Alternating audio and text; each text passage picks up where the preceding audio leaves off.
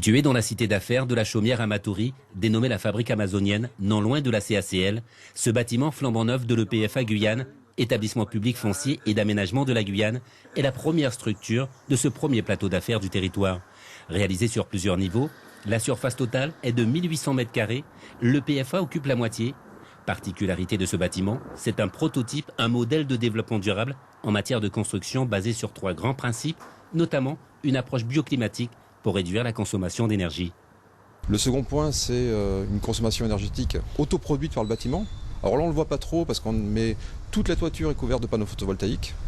Et puis on a une petite éolienne que vous avez pu voir à l'entrée, apercevoir, qui vient compléter effectivement cette production électrique. Donc aujourd'hui, on est sur un bâtiment qui est complètement autonome d'un point de vue énergétique. Et puis le troisième point, c'est l'utilisation de matériaux locaux. Vous pouvez voir qu'effectivement aujourd'hui, les sols, les façades, le bois guyanais est vraiment mis en valeur dans ce bâtiment.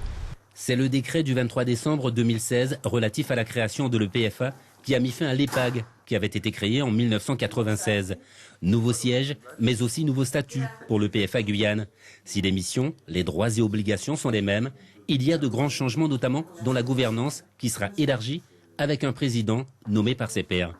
Les statuts de l'EPFA Guyane ont été retoilettés avec une meilleure représentation des collectivités territoriales et l'intégration donc des chambres consulaires, chambres CCI, chambre d'agriculture et le Césaire, donc parmi les membres du conseil d'administration. Avec ces changements, l'EPFA Guyane devient aussi un outil de mise en œuvre de l'OIN, l'opération d'intérêt national pilotée par l'État en concertation avec les collectivités locales. Un dispositif qui devrait permettre la mobilisation de moyens pour répondre aux besoins de la Guyane en matière d'habitat, d'emploi, d'équipement et de transport. Des moyens ont été annoncés effectivement pour l'année 2016 et 2017. Des crédits d'études ont déjà été octroyés à la structure pour commencer à travailler sur les périmètres en 2016. Donc ça y est, nous sommes en ordre de marche. Donc pour commencer à travailler avec les collectivités sur les phases préopérationnelles. La première opération dans le cadre de l'OIN est en marche avec la création de la ZAC Palika dans le chef-lieu sur 15 hectares. Sur ce site, près de 400 logements seront construits ainsi que des commerces et des espaces publics.